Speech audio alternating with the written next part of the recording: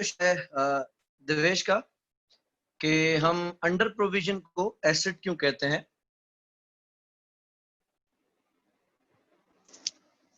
ये सिलसिला समझ लेते हैं कि अंडर प्रोविजन है क्या।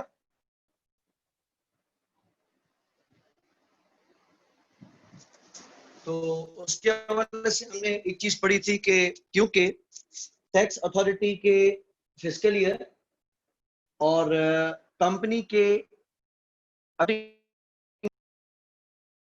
है डिफरेंस, तो उस डिफरेंस की वजह से हम अपने जो फाइनेंशियल ईयर एंड आता है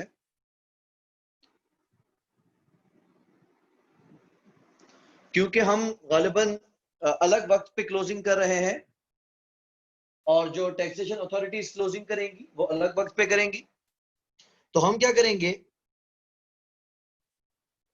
टैक्स एस्टिमेट करेंगे।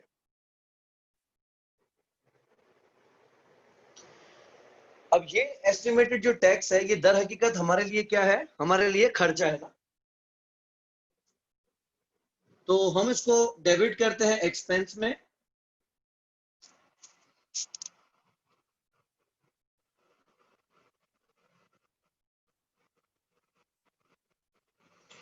और क्रेडिट करते हैं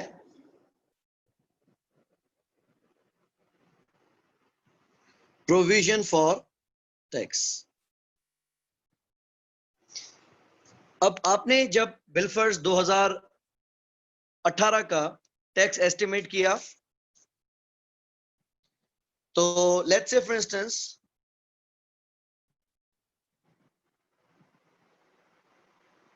दिसंबर 2018 में हमारा टैक्स एस्टिमेट था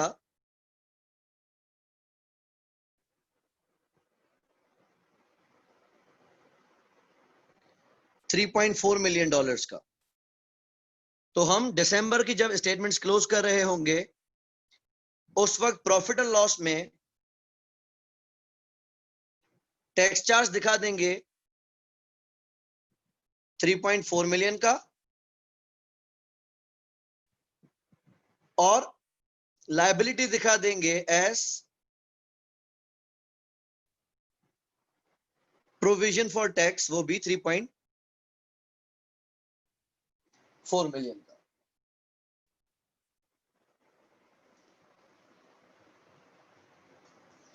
अब हमारा ईयर एंड क्या चल रहा है, दिसंबर। लेट्स से हमें अप्रैल 2019 में पता चल जाता है कि एक्चुअल टैक्स कितना है। लेट्स से हमें पता चलता है कि टैक्स है 3.54 मिलियन का।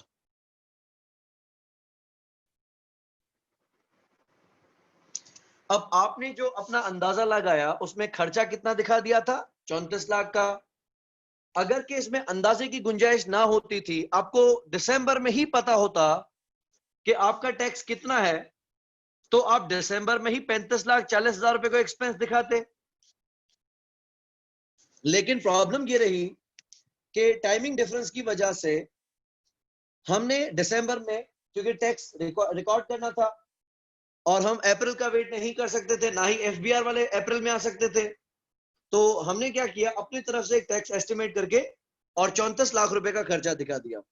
जिसकी वजह से हुआ क्या, क्रेडिट आपने किया कैश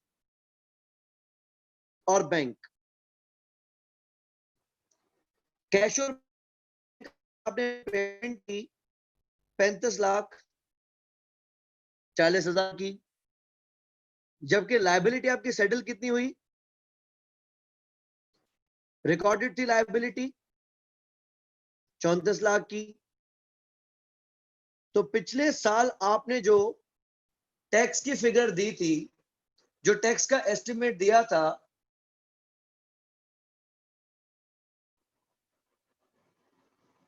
वो 1,40,000 कम था।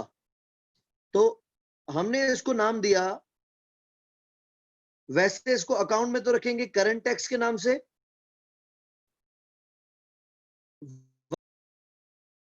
वजह ये पिछले साल की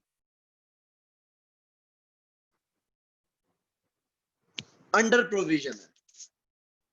अच्छा, अब आप मुझे एक चीज बताएं कि अगर किसी चीज को आप खर्चा मानते ही नहीं है और फिर भी दे दें तो उसको क्या कहते हैं? अगर कोई भी कॉस्ट पे कर दी जाए लेकिन उसको खर्चा अभी ना माना जाए, उसको हम क्या कहते हैं?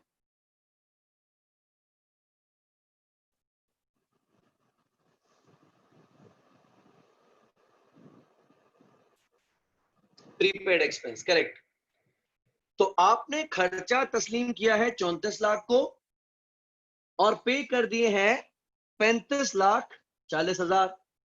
तो 1,40,000 आपने ज्यादा पे कर दिए। अच्छा, मैं अगर यूं कहूं कि एसेट हम उस चीज को कहते हैं जो अभी एक्सपेंस होने वाली है, यानी फ्यूचर एक्सपेंसेस।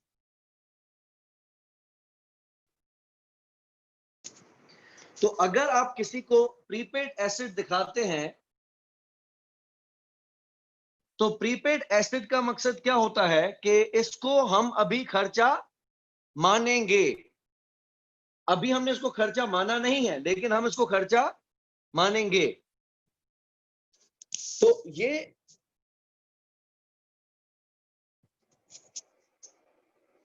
वो खर्चा है जो अभी एक्सपेंस होने वाला है। इस वजह से हम इसको कहते हैं कि ये हमारा एसेट है। अच्छा, इसकी डबल एंट्री का सिस्टम भी समझ में आ गया कि हम इसको एसेट क्यों कह रहे हैं। और दूसरी मैं आपको वजह बता दी कि ये एडवांस पेड है। एडवांस पेड का मकसद कि खर्चा आप नहीं माने हैं इसको, लेकिन पे कर चुके हैं। तो अगले साल क्या होता है, लेट से आपको पता चलता है कि हमने दिसंबर 2019 के लिए फिर टैक्स एस्टिमेट किया और अब के बार हमारा टैक्स एस्टिमेट था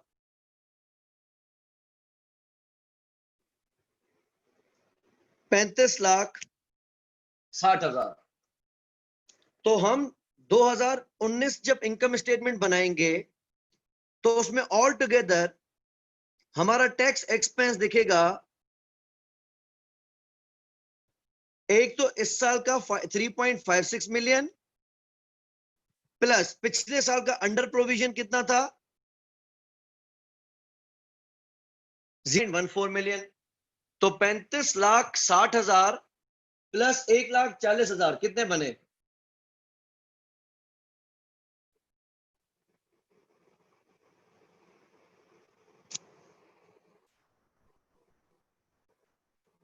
₹37,00,000। इसको हम डेबिट करेंगे एज टैक्स एक्सपेंस। इसमें एक तो 2019 का टैक्स एस्टिमेट है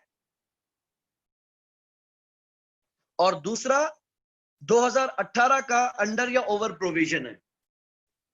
क्रेडिट करेंगे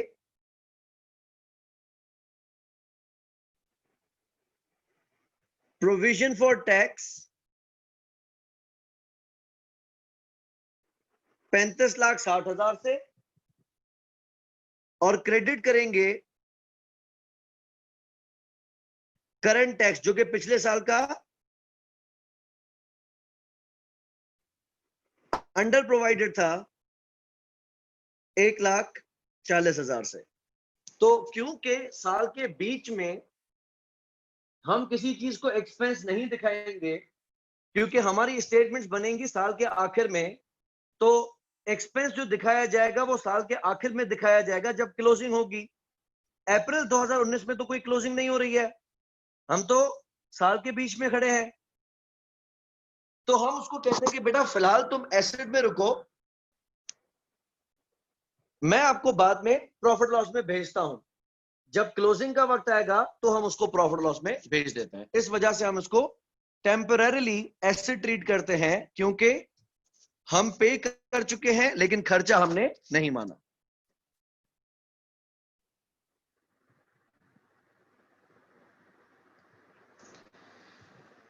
ओके, कल हमने डेफर्ड टैक्स के हवाले से डिस्कस किया था। वो ये कि डेफर्ड टैक्स नाम का कोई भी टैक्स दुनिया में मौजूद नहीं है, लेकिन just because of differences between tax rules and accounting principles. अच्छा, अब एक चीज मैं मजीद क्लियर कर रहा हूं।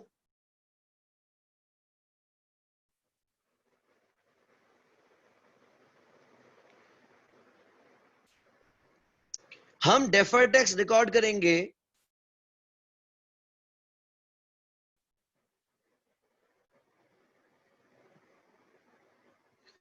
For temporary differences only. मैं मिसाल वापस कोट करता हूं कि हमें हमारी प्रॉपर्टी का किराया एडवांस में मिल गया। मेरी एग्जाम्पल को वर्बली समझना, एंड आई वुड अप्रिशिएट कि अगर आप उसको रिस्पॉन्ड करते हो मैसेजेस में। लेट्स अज्यूम हमने 1 अक्टूबर 2018, 1 अक्टूबर 2019, सॉरी 18 पे अपनी प्रॉपर्टी रेंट आउट कर दी। हमारा टेनेंट के साथ रेंट तय हुआ 36 लाख रुपीस का, 36 लाख रुपयों का। और टेनेंट को हमने कहा कि आप पूरे साल का किराया हमें एडवांस में पे करेंगे।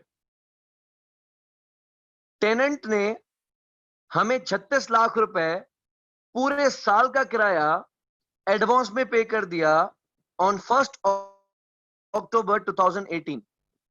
दिसंबर 2018 में हम क्लोजिंग कर रहे हैं,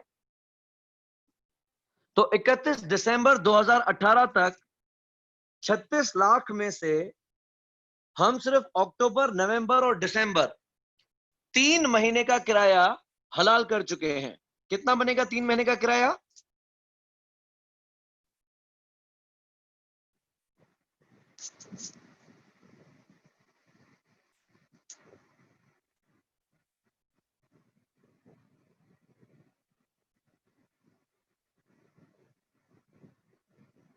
नौ लाख। ग्रेट। अच्छा, अब जब आप स्टेटमेंट ऑफ प्रॉफिट लॉस बनाएंगे तो 9 लाख रुपए जो अक्टूबर, नवंबर, दिसंबर 3 महीने का किराया है उसको आप अपनी इनकम दिखाएंगे, और बाकी जो 9 महीने का किराया है वो आपके लिए अनअर्न्ड इनकम है, लायबिलिटी है। क्योंकि कस्टमर या टेनेंट जब हमें 36 लाख रुपए पे करेगा, हमने डेबिट किया होगा 36 लाख रुपए कैश और क्रेडिट किया होगा 36 लाख रुपए से अनअर्न्ड इनकम या unearned revenue by as a liability. 3 महीने में 9 लाख रुपए आप उसमें से कमा चुके हैं, और बाकी अमाउंट 27 लाख रुपए का आपने अभी तक कमाया नहीं है, वो आपकी लायबिलिटी है। तो 2018 में आपने 9 लाख रुपए की इनकम दिखाई। अगर टैक्स 20% है तो आपकी इनकम पे 9 लाख पे टैक्स बनना चाहिए था 20%। 9 लाख का 20% कितना बनेगा? 1,80,000। अब मैचिंग का उसूल ये कहता है,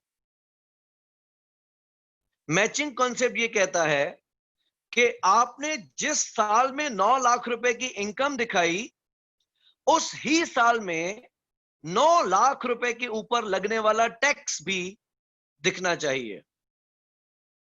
यानी जिस साल में 9 लाख रुपए की इनकम आएगी, उस ही साल में 1,80,000 रुपए का टैक्स एक्सपेंस आएगा। ये कहते हैं मैचिंग कॉन्सेप्ट। टैक्सेशन अथॉरिटीज करती कैश बेसिस।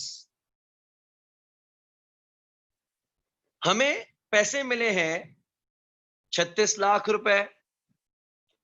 और टैक्सेशन अथॉरिटीज कह रही हैं कि हम आपको इस साल में मिलने वाले पैसों के ऊपर टैक्स मारेंगे। तो हमें टैक्स कितना देना पड़ेगा इस साल 2018 में?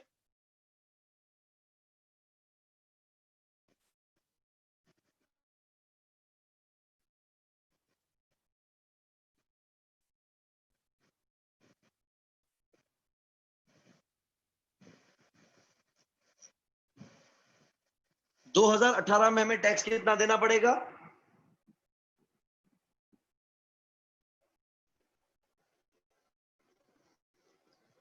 720।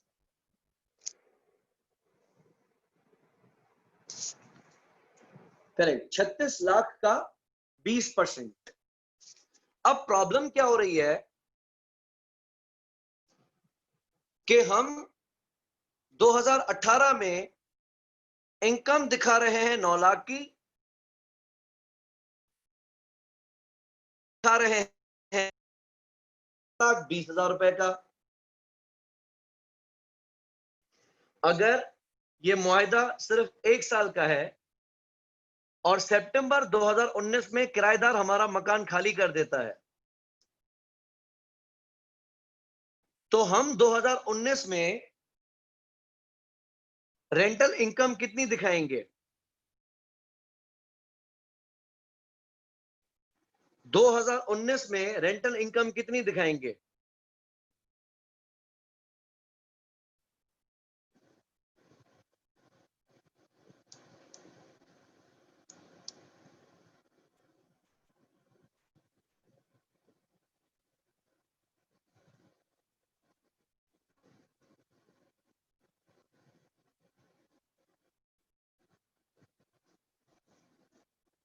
करेक्ट, 27 लाख। तो हमने अकाउंटिंग पर्पसेस के हिसाब से क्या किया, 36 लाख में से 3 महीने का किराया 9 लाख रुपए 2018 में इनकम दिखाया, और 27 लाख रुपए जो कि 9 महीने का किराया है वो हम 2019 में इनकम दिखाएंगे। और 2019 में आपसे टैक्स कितना कलेक्ट किया जाएगा?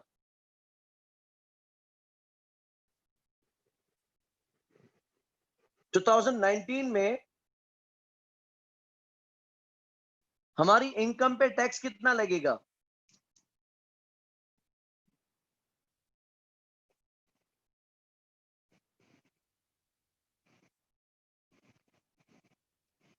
आई एम नॉट आस्किंग कितना लगना चाहिए, आई एम आस्किंग कितना लगेगा।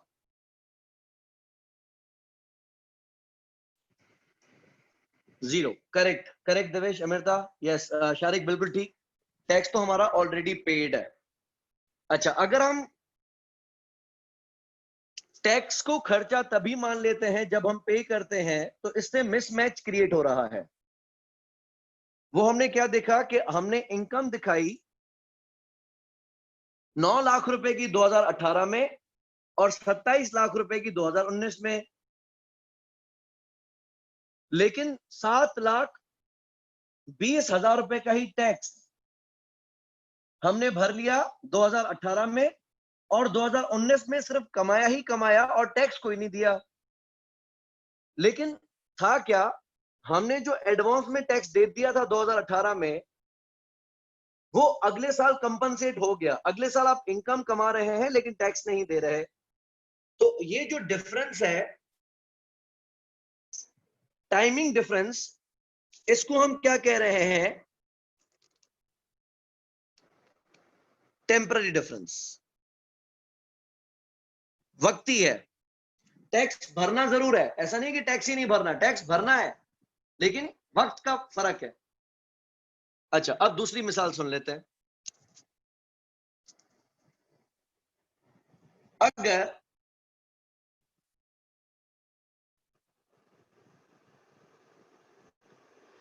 2018 में मुझे 30 लाख रुपए मिलते हैं फ्रॉम एग्रीकल्चर इनकम, मेरी कोई फसल उतरती है, जमीनें हैं, और एग्रीकल्चरल इनकम से मैं 30 लाख रुपए कमाता हूं। लेकिन पैसे मुझे मिलेंगे अगले साल के पहले महीने में। 30 लाख रुपए मैंने कमाए हैं 2018 में, लेकिन पैसे मिलेंगे 2019 में। अकाउंटिंग के पॉइंट ऑफ व्यू से 30 लाख रुपए की इनकम कौन से साल में दिखाई जाएगी? कमाई है 2018 में, पैसे मिलेंगे कौन से साल में दिखाएंगे? 2018 में, करेक्ट। वारिस, लेट्स से मेरी कोई जमीनें हैं और वहां से फसल उतरती है दिसंबर में, मैं वो फसलें बेचता हूं, मुझे 30 लाख रुपए मिलते हैं, या सॉरी इनकम होती है अपनी फसलें या फ्रूट्स बेच के। लेकिन उसकी जो पेमेंट मुझे मिलेगी कारखाने से या ब्रोकर से या मार्केट से, कमोडिटी मार्केट से, वो मिलेगी 2019 में। तो आपने 30 लाख रुपए ज़रूरी इनकम, एग्रीकल्चरल इनकम कमाई 2018 में है, आपको 2019 में, तो हम इनकम कब दिखाएंगे? 2018 में। हमारी जुरिस्डिक्शन में एग्रीकल्चरल इनकम टैक्स एग्जेम्प्ट है, यानी एग्रीकल्चरल इनकम पे टैक्स लगेगा ही नहीं। तो 2018 में मेरा टैक्सेबल प्रॉफिट कितना होगा? 2018 में अकाउंटिंग प्रॉफिट तो आपने मुझे बताया 30 लाख। 2018 में मेरा टैक्सेबल प्रॉफिट कितना होगा? टैक्स कितने पे भरूंगा? Sajjad, taxation authorities agricultural income पे टैक्स माफ कर रही हैं, लेती ही नहीं है टैक्स, एग्जेम्प्ट है टैक्स।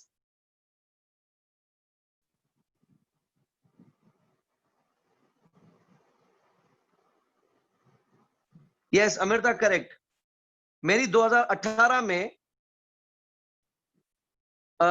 सजाद, मैं टैक्स की स्पेसिफिक बात नहीं कर रहा, मैं फाइनेंशियल रिपोर्टिंग के हवाले से बात कर रहा हूं। वैसे पाकिस्तान में भी जो एग्रीकल्चरल इनकम है उस पे टैक्स एग्जेम्प्ट है, ठीक है। लेकिन खैर हम टैक्स की गहराइयों में नहीं घुस रहे, मैं आपको वाजे बता रहा हूं कि हम जिस डायरेक्शन में काम कर रहे हैं वहां पे टैक्स माफ है। तो 2018 में हम 30 लाख की इनकम दिखाएंगे, लेकिन टैक्सेबल इनकम 2018 में 0 होगी। 2019 में मुझे पैसे मिलेंगे, लेकिन 2019 में पैसे मिलने की वजह से मैं इनकम नहीं दिखाऊंगा, क्योंकि इनकम तो मैं 2018 में दिखा चुका हूं। 2019 में जब आपको 30 लाख रुपए मिलेंगे, तो 2019 में आपका टैक्सेबल प्रॉफिट कितना होगा? 2019 में हमारा टैक्सेबल प्रॉफिट कितना होगा?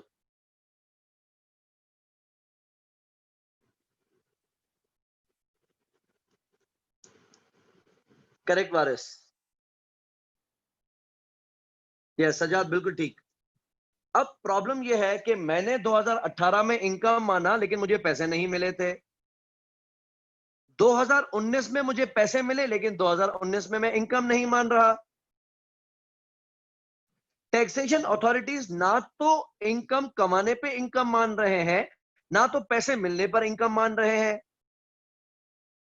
तो वो मुझसे टैक्स आखिर लेंगे कब?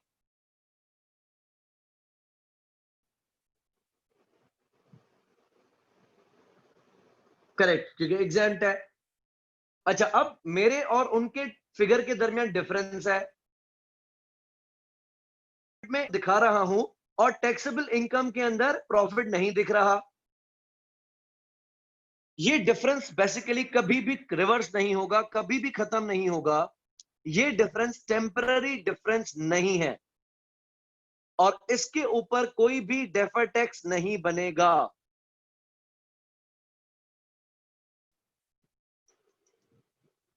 इसी तरीके से मैंने आपको मिसाल दी थी कि अगर हमारी कंपनी के ऊपर कोई जुर्माना लगा है, फाइन है या पेनल्टी लगी है, हम पेनल्टी को उस ही साल में एक्सपेंस मान लेंगे जब हमें अंदाजा होगा जुर्माने का, या चलो जब हमारे ऊपर जुर्माना लग जाएगा। लेकिन टैक्सेशन अथॉरिटीज उस पेनल्टी के ऊपर टैक्स रिलीफ देती ही नहीं है। मैं अगर 2018 में पेनल्टी एक्सपेंस दिखाता हूं, लेकिन 2018 में मुझे उस पेनल्टी के ऊपर टैक्सेशन अथॉरिटीज रिलीफ नहीं देती हैं, 2019 में मैं पेनल्टी पे कर देता हूं, क्या 2019 में मुझे उसके ऊपर पेनल्टी के ऊपर टैक्स रिलीफ मिलेगा?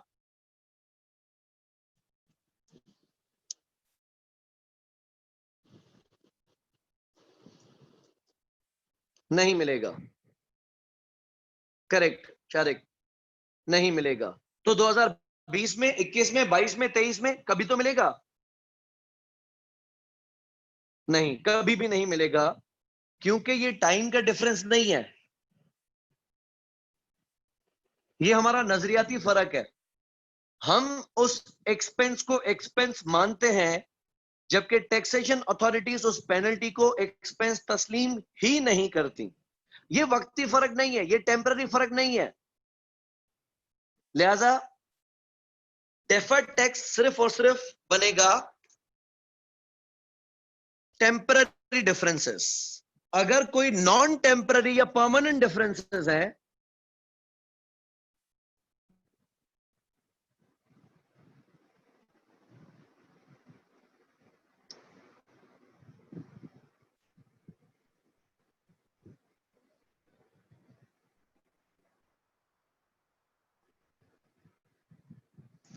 उनके ऊपर डेफर्ड टैक्स कभी भी नहीं बनाया जाएगा।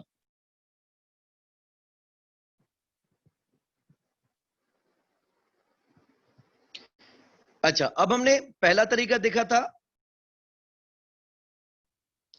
Timing difference approach.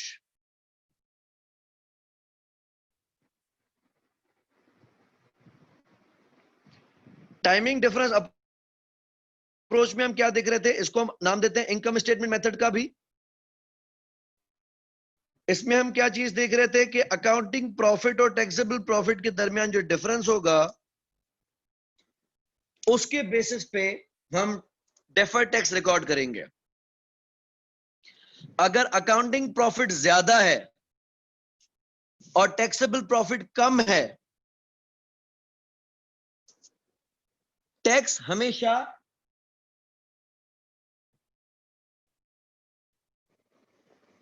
Taxable difference taxable profit पे दिया जाता है, ना कि अकाउंटिंग प्रॉफिट पे। अगर आपका टैक्सेबल प्रॉफिट ज्यादा है, इसका मकसद आपने इस साल टैक्स ज्यादा भरा है। लेकिन चिंता की कोई आवश्यकता नहीं, अगले साल आपसे कम टैक्स लिया जाएगा।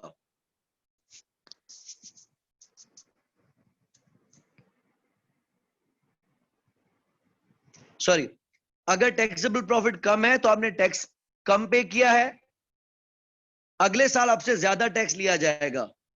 तो अक्लमंद क्या कर रहा है?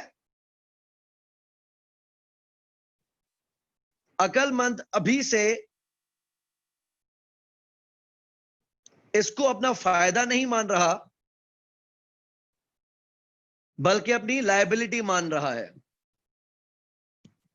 और अगर अकाउंटिंग प्रॉफिट लेसर देन है टैक्सेबल प्रॉफिट से, यानी आपका प्रॉफिट टैक्सेबल प्रॉफिट ज्यादा है, आप ज्यादा प्रॉफिट पे ज्यादा टैक्स दे रहे हैं, तो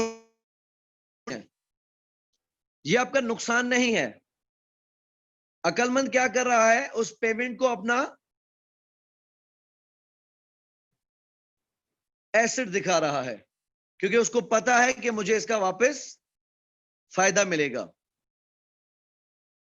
फिर हमने ये क्वेश्चन देखा था पूरा, जिसके अंदर हमने ये कैलकुलेशंस की थी। अच्छा, दूसरा हम आते हैं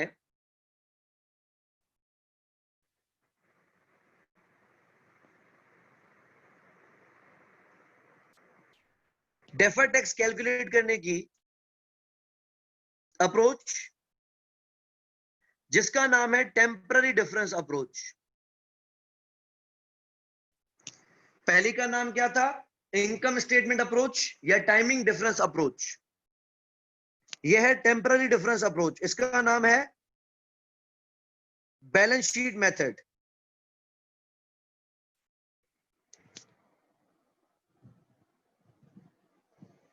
ठीक है, इसका नाम है balance sheet method.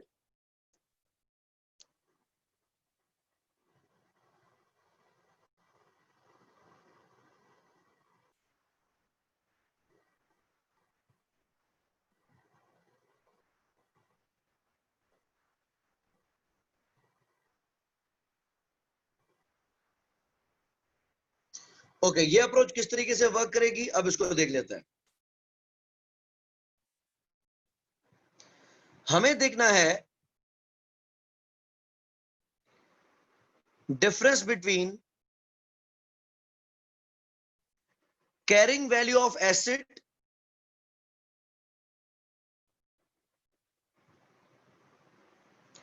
Versus tax based of asset. Carrying value का मकसद क्या है?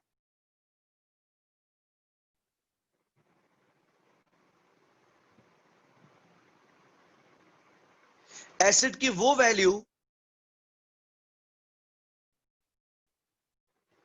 जो अकाउंटिंग प्रिंसिपल्स के हिसाब से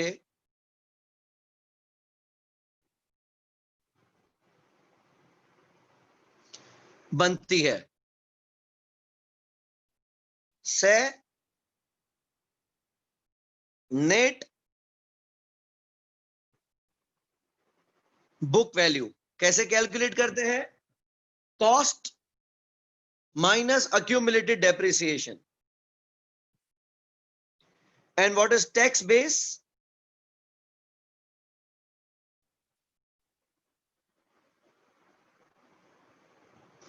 किसी भी एसेट की वैल्यू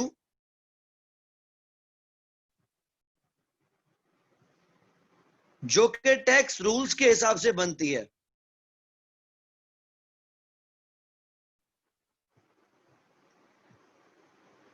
से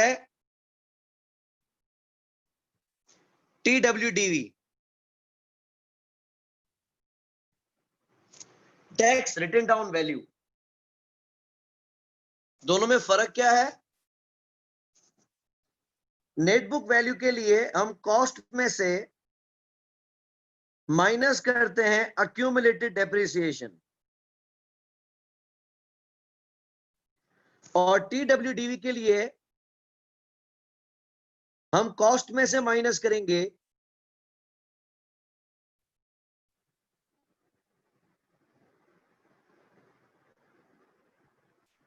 टैक्स डेप्रिसिएशन या फिर capital allowances. Timing difference approach में डिफरेंस देखा जा रहा था between accounting profit and taxable profit. वहां पे क्योंकि प्रॉफिट प्रॉफिट कंपेयर हो रहे थे, तो इसलिए उसका नाम हमने रखा इनकम स्टेटमेंट अप्रोच।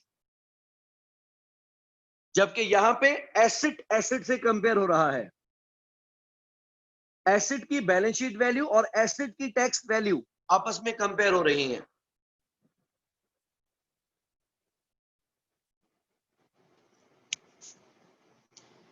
एग्जाम्पल लेते हैं।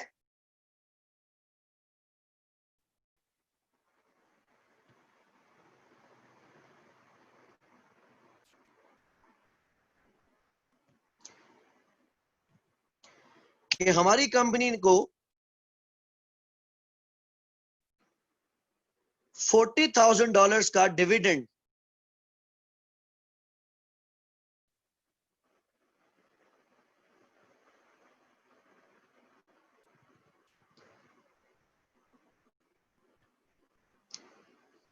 कि एक कंपनी ने $40,000 का डिविडेंड अनाउंस किया,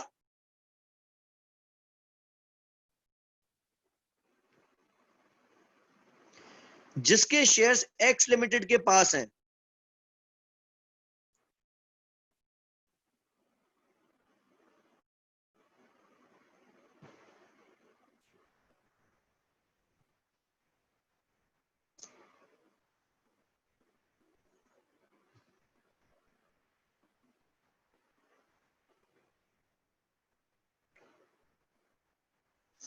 अज्यूम एक कंपनी ने 40,000 का डिविडेंड अनाउंस किया,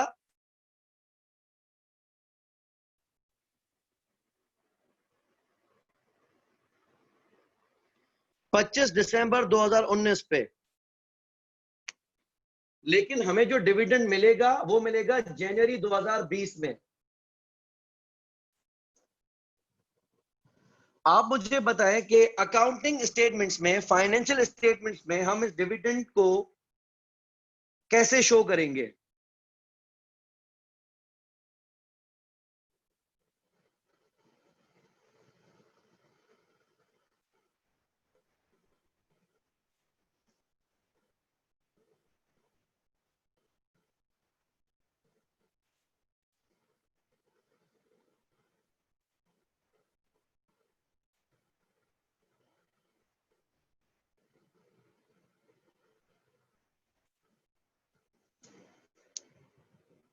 दो 2019 में हम इस डिविडेंड इनकम को कैसे रिपोर्ट करेंगे? डबल एंट्री क्या पास करोगे?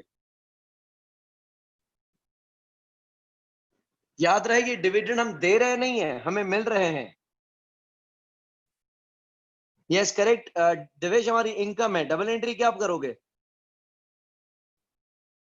दिसंबर 2019 की क्लोजिंग में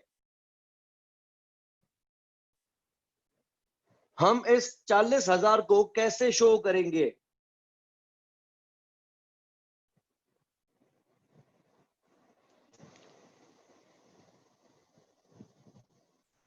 डबल एंट्री एनीवन? पैसे मिल गए हैं? नहीं मिले। जवेरिया पैसे अभी मिले नहीं है, मैं डेबिट कैश नहीं कर सकता। देवेश अभी डिविडेंड्स मिले नहीं है, मैं दिसंबर 2019 की बात कर रहा हूं।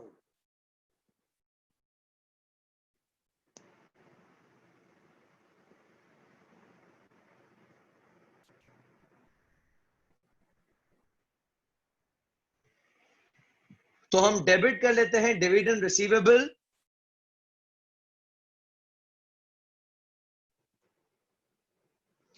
और क्रेडिट कर लेते हैं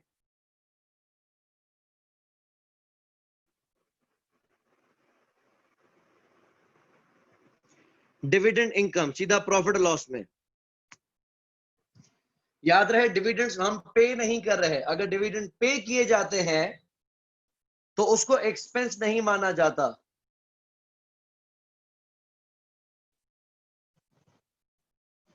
अच्छा, अगर हम टाइमिंग डिफरेंस अप्रोच की बात करें तो हम 40,000 की इनकम दिखाएंगे 2019 में,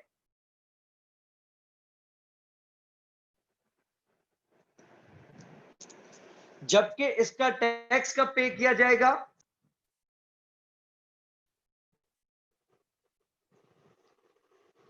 हम 40,000 की इनकम दिखा रहे हैं 2019 में, जबकि इसके ऊपर टैक्स कौन से साल में पे किया जाएगा? 2020 में। तो बेवकूफ इस साल खुश होगा कि मैंने 40,000 रुपए कमाए लेकिन टैक्स नहीं दिया, लेकिन अक्लमंद उसको अपनी लायबिलिटी मान ही लेगा। अगर हम 40,000 की इनकम और उसके ऊपर लगने वाले टैक्स को एक्सपेंस ना दिखाएं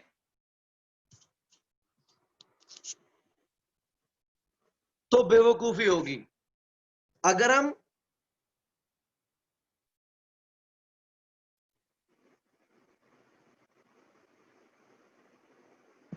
टाइमिंग डिफरेंस देखें तो अकाउंटिंग प्रॉफिट है 40,000 का और टैक्सेबल प्रॉफिट है नील। ऐसा ही है। 2019 में अकाउंटिंग प्रॉफिट है 40,000 का और टैक्सेबल प्रॉफिट नहीं है, तो इस साल आप टैक्स नहीं भर रहे। लेकिन खुशी की कोई बात नहीं है। अकलमंद क्या करता है, इस 40,000 का 25%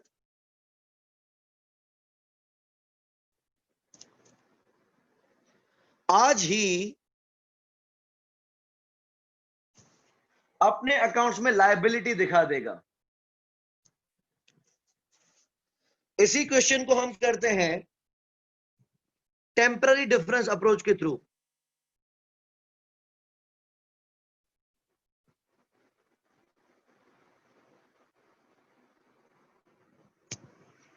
टेम्पररी डिफरेंस अप्रोच में आपने क्या देखना है, कैरिंग वैल्यू ऑफ एसेट। इस ट्रांजैक्शन से आपके पास एसेट दिखेगा कोई?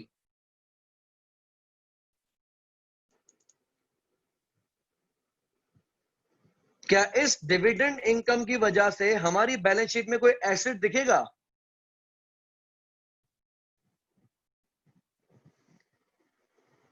What is dividend receivable?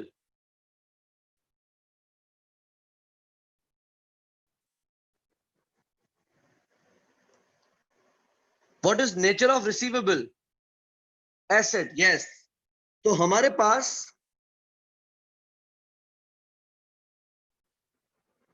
Receivable दिखेगा 40,000 का,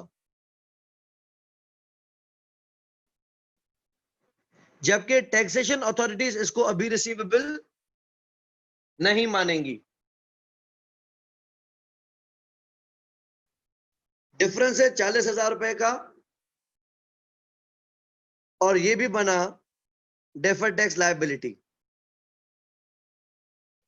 अच्छा, अब मैं इस टेम्पररी डिफरेंस को मजीद समझा रहा हूं। हमने देखना है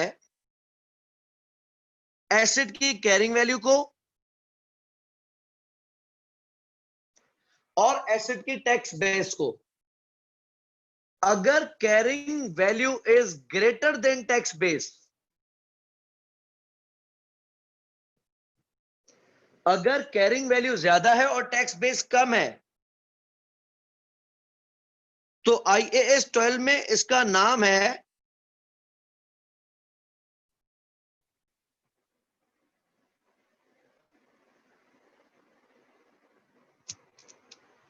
टैक्सेबल टेम्पररी डिफरेंस।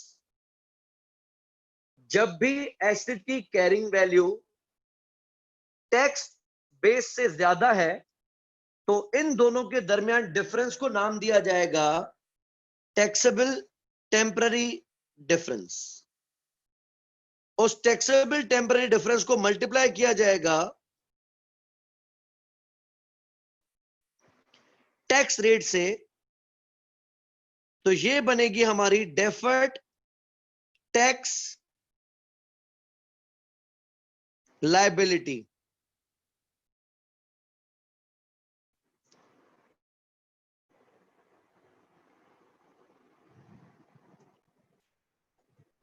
ओके। दूसरा,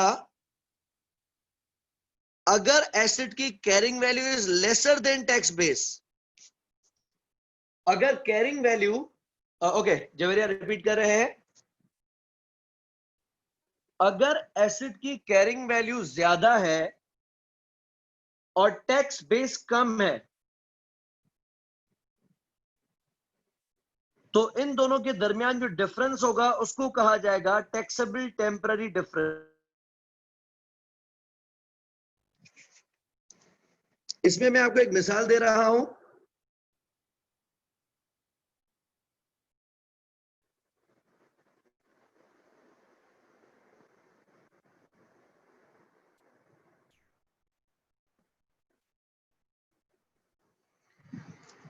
accelerated capital allowances. Accelerated capital allowances का मकसद कि कैपिटल अलाउंसेस की रफ्तार डेप्रिसिएशन से ज्यादा है। जिस रफ्तार से आप एसेट को अकाउंटिंग में डेप्रिशिएट करते हैं, उससे ज्यादा रफ्तार से टैक्सेशन अथॉरिटीज आपको उस पे कैपिटल अलाउंस देती हैं। इसको हम नाम देते हैं एक्सीलरेटेड कैपिटल अलाउंसेस। कि जिसपे कैपिटल अलाउंस तेजी से मिल जाए।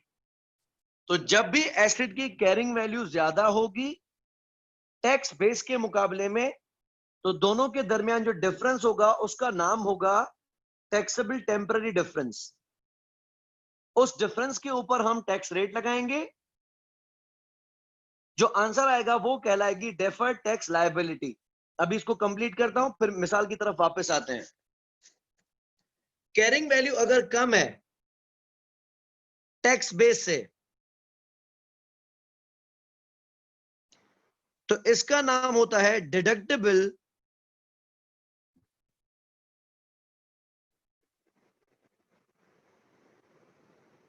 Temporary difference.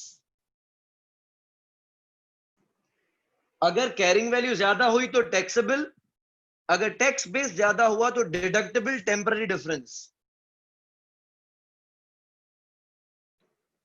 इसके ऊपर हम टैक्स रेट लगाएंगे, ये बन जाएगा डेफर्ड टैक्स एसेट। ठीक है, पहला उसूल याद कर लो, कैरिंग वैल्यू अगर ज्यादा है तो टैक्सेबल, कैरिंग वैल्यू अगर कम है तो डिडक्टेबल। अब हम कल वाले सवाल की तरफ चलते हैं।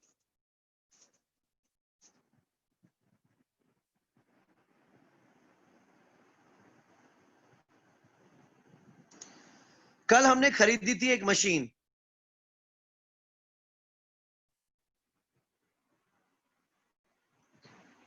मशीन की कॉस्ट क्या थी?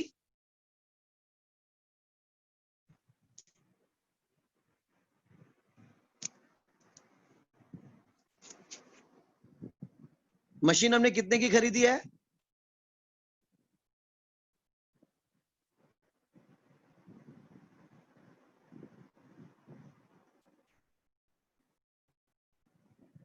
₹10 लाख की। अच्छा, अब पहले साल में हमने दिखाई मशीन 10 लाख, और टैक्स अथॉरिटीज ने भी मशीन को माना 10 लाख। हमने इसको किया डेप्रिशिएट, जबकि टैक्सेशन अथॉरिटीज ने हमें इस पे दिया कैपिटल अलाउंस। हम इस एसेट को कैसे डेप्रिशिएट कर रहे थे?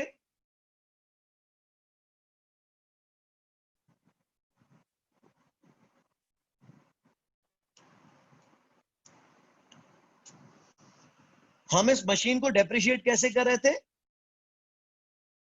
स्ट्रेट लाइन 4 साल के ऊपर। तो पहले साल की डेप्रिसिएशन कितनी थी?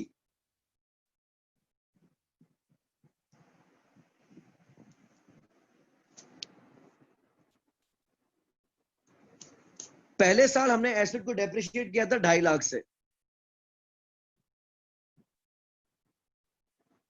तो पहले साल के आखिर में हमारे एसेट की नेट बुक वैल्यू कितनी होगी?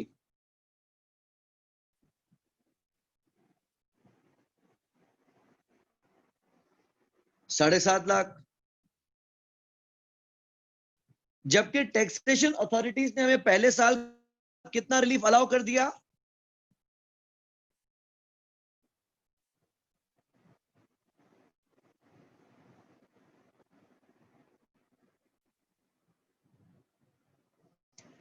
₹4 लाख।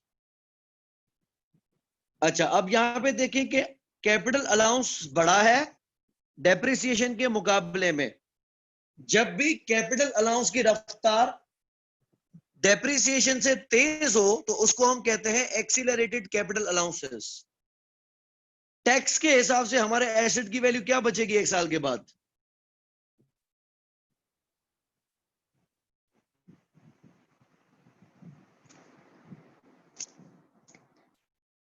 अब हम चेक करेंगे difference between carrying value and tax base. 1 साल के बाद एसेट की कैरिंग वैल्यू 7.5 लाख है और टैक्स बेस 6 लाख है। कितना डिफरेंस है और क्या बड़ा है?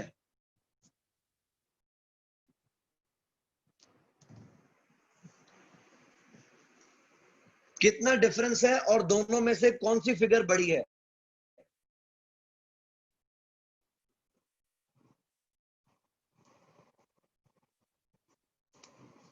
₹1.5 lakh and carrying value, correct, carrying value बड़ी है। और जब भी कैरिंग वैल्यू टैक्स बेस से बड़ी होगी तो इस डिफरेंस का नाम क्या होगा? Taxable temporary difference. Tax rate कितना था कल वाले सवाल में?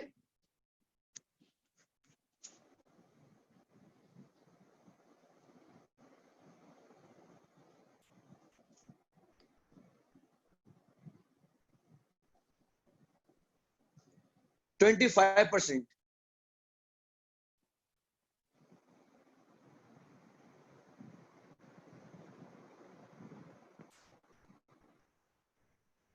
20 था।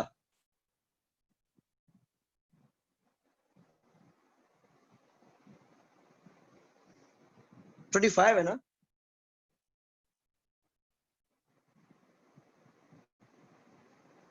$25 है, ये देखिए सामने है।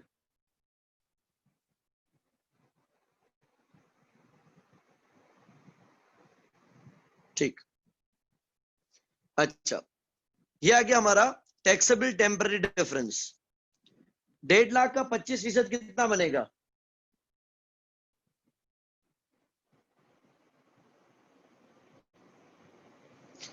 $37,500। और इसको हम क्या कहेंगे? Deferred tax liability. लेकिन आगे मैंने एक और इंपॉर्टेंट चीज लिखी थी,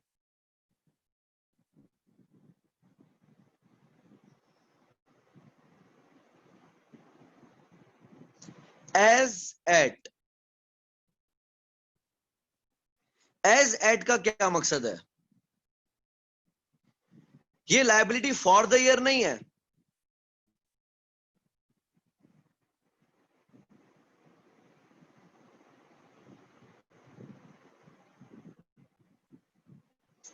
ये हम अकाउंट बना रहे हैं फॉर डेफर्ड टैक्स लायबिलिटी। आप क्या करेंगे? पहले साल में डायरेक्टली रखेंगे कैरी डाउन बैलेंस। साल के आखिर में हमारी लायबिलिटी कितनी है?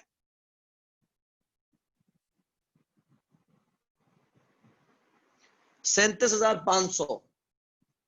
और ये देखेंगे कि साल के बिगनिंग में हमारी लायबिलिटी कितनी थी? 0। तो पहले अगर लायबिलिटी 0 थी और अब 37,500 आ गई, तो लायबिलिटी कितने से बढ़ी है?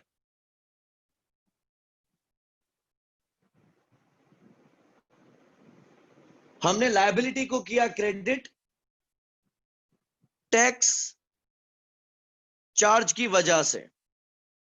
तो डेबिट किया हमने टैक्स चार्ज और क्रेडिट किया हमने डेफर्ड टैक्स लायबिलिटी को।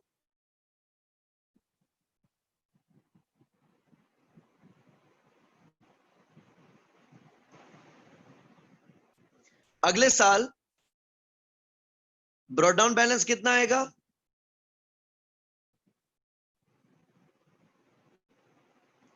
37,500। आगे चलते हैं।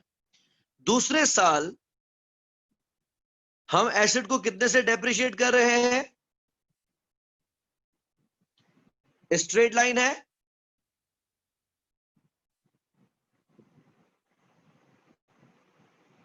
तो 2.5 लाख से। दूसरे साल के आखिर में एसेट की नेट बुक वैल्यू कितनी बचेगी?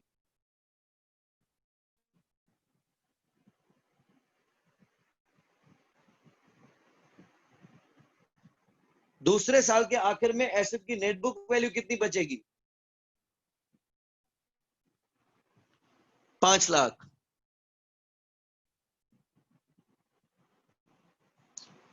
जबकि टैक्सेशन अथॉरिटीज ने दूसरे साल हमें अलाउंस कितना अलाउ किया है?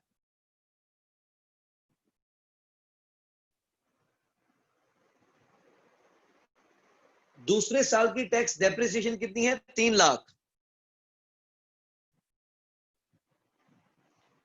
तो एसेट की टीडब्ल्यूडीवी कितनी बनेगी बाकी? टैक्स बेस 3 लाख, दूसरे साल के आखिर में कैरिंग वैल्यू है 5 लाख और टैक्स बेस है 3 लाख। डिफरेंस कितना है और क्या बड़ा है?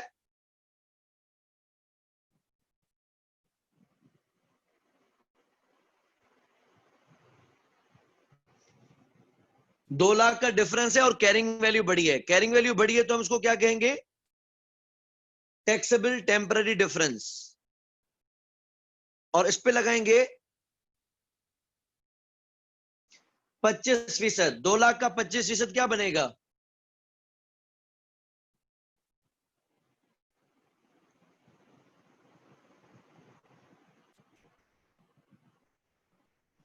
50,000। What is this 50,000? This is deferred tax liability as at second year end. As at second year end यानी CD बैलेंस है लाइबिलिटी का 50,000। आपने बचपन में पढ़ा था अलाउंसेस फॉर डाउटफुल डेट्स, उसमें हम यही काम करते थे। Opening allowance for doubtful debt and closing allowance for doubtful debt में डिफरेंस निकालते थे।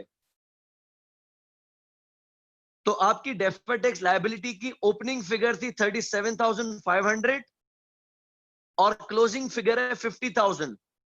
डेफर्ड टैक्स लायबिलिटी बढ़ी है या गिरी है और कितने से?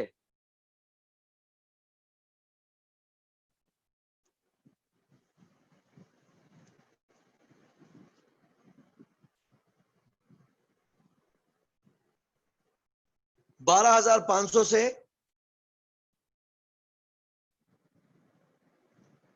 बढ़ी है, इंक्रीज। यस, तो हम लायबिलिटी को कर रहे हैं क्रेडिट टैक्स चार्ज की वजह से।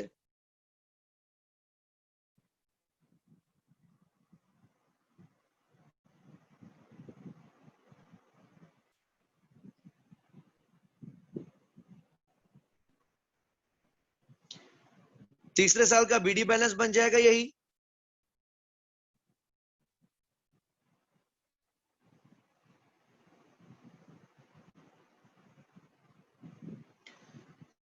तीसरे साल में डेप्रिसिएशन कितनी है?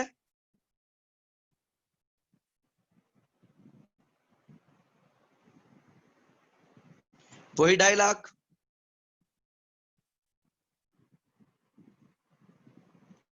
तो तीसरे साल के बाद एसेट बैलेंस शीट में किस वैल्यू पे दिख रहा होगा? 2.5 लाख। और ये कहलाएगी एसेट की नेट बुक वैल्यू या फिर कैरिंग वैल्यू। जबकि तीसरे साल में टैक्सेशन अथॉरिटीज हमें कितना अलाउंस दे रही हैं?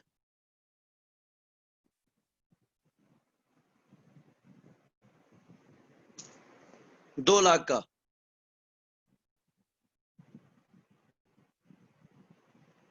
दो लाख की डेप्रिसिएशन के बाद टैक्स के पॉइंट ऑफ व्यू से एसेट की वैल्यू रह जाएगी बाकी 1 लाख। डिफरेंस कितना है और क्या बड़ा है? 1.5 लाख का डिफरेंस है और कैपिटल अलाउंस ही बड़ा है।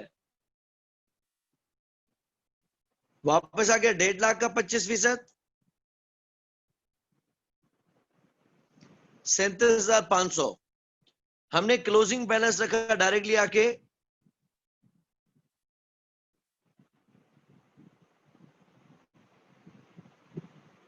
37,500।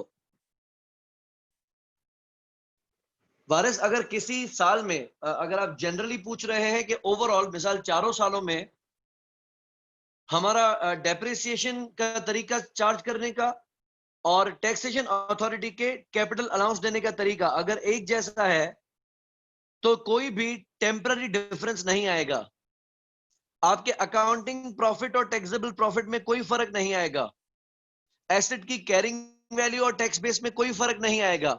डेफर्ड टैक्स को मदाखलत करने की जरूरत ही नहीं है। जब हम आपस में बन के चल रहे हैं तो टेक्निक क्या करेगी बीच में आगे? हम मैचिंग कॉन्सेप्ट की खिलाफ वर्जी ही नहीं करेंगे तो मसीहा क्या आगे करेगा? ठीक। अच्छा, अगर किसी एक साल में होगी तो उस साल के अंदर कोई इंपैक्ट नहीं आएगा डेफर्ड टैक्स का। अच्छा, अब के बार देखो हमारी लायबिलिटी बढ़ी है कि गिरी है तीसरे साल में?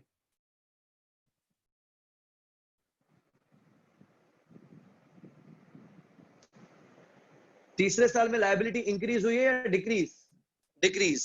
तो हमने डेबिट कर दिया लायबिलिटी को।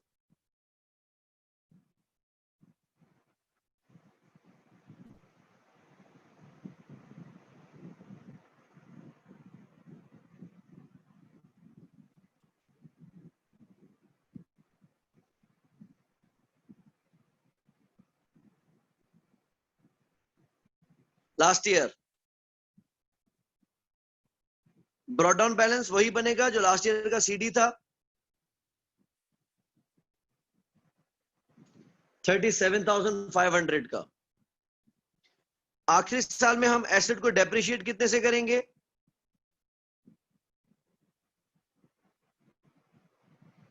2.5 लाख से, और एसेट कितना रह जाएगा? नील। और कैपिटल अलाउंस कितना मिल रहा था आखिरी साल में? 10%।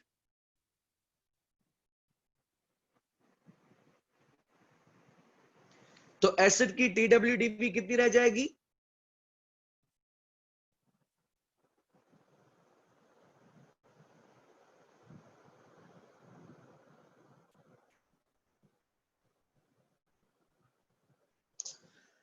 आप आखिर में देखें कि कैरिंग वैल्यू और टैक्स बेस में कितना फर्क रह गया?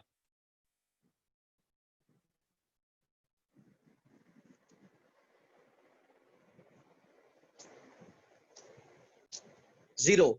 क्योंकि हम कहते आ रहे थे कि ये टेम्पररी डिफरेंस है, ये वक्ती फर्क था। तो जीरो का 25% क्या बनेगा?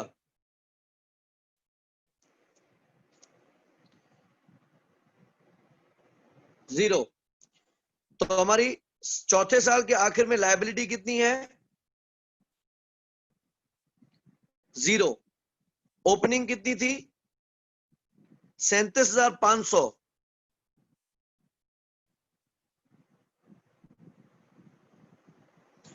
तो लायबिलिटी को डेबिट करेंगे 37,500 से, और टैक्स चार्ज को क्रेडिट करेंगे 37,500 से।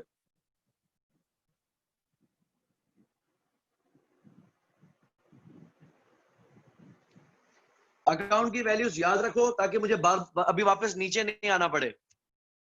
पहले बीडी बैलेंस जीरो था, साल के आखिर में 37,500 हुआ। दूसरे साल में 37,500 बीडी था, 50 सीडी हुआ।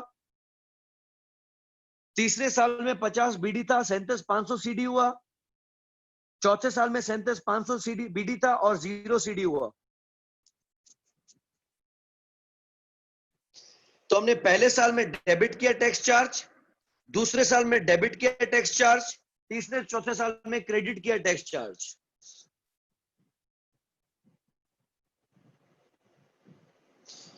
देखिए इस अकाउंट और उस अकाउंट में कोई फर्क है? ये अकाउंट जो हमने कल बनाया था,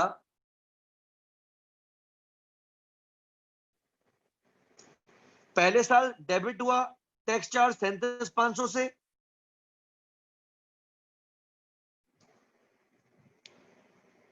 निम्रता लायबिलिटी डेबिट हो रही है, टैक्स चार्ज क्रेडिट हो रहा है।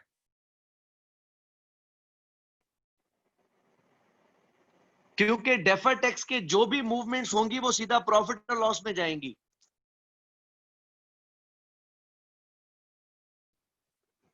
हमने पहले लायबिलिटी को क्रेडिट किया था, टैक्स चार्ज को डेबिट किया था।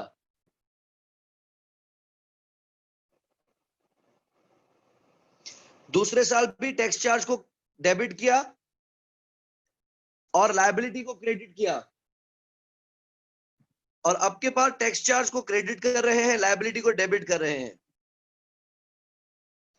क्योंकि लायबिलिटी खत्म हो रही है।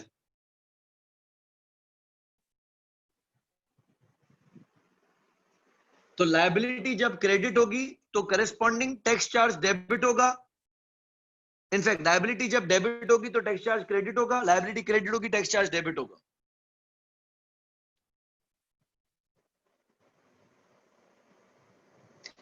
ये देखिए कल जो हमने अकाउंट बनाया था वो भी वैसा ही है, और आज जो हमने टेम्पररी डिफरेंस में बनाया वो भी सेम ही है। फर्क सिर्फ यह है कि कल हमने अकाउंटिंग प्रॉफिट और टैक्सेबल प्रॉफिट के दरमियान फर्क लिया था, आज हमने कैरिंग वैल्यू और टैक्स बेस के दरमियान फर्क लिया है।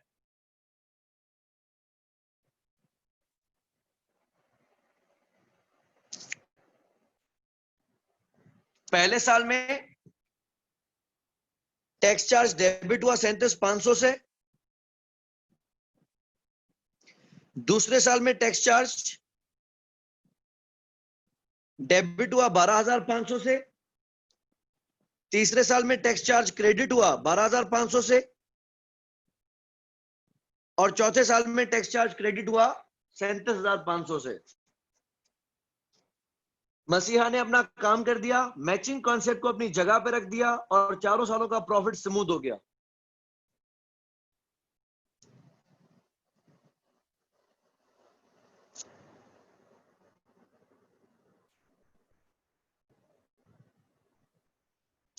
टाइमिंग डिफरेंस में हम क्या कर रहे थे? प्रॉफिट के दरमियान फर्क ले रहे थे, जबकि टेम्पररी डिफरेंस में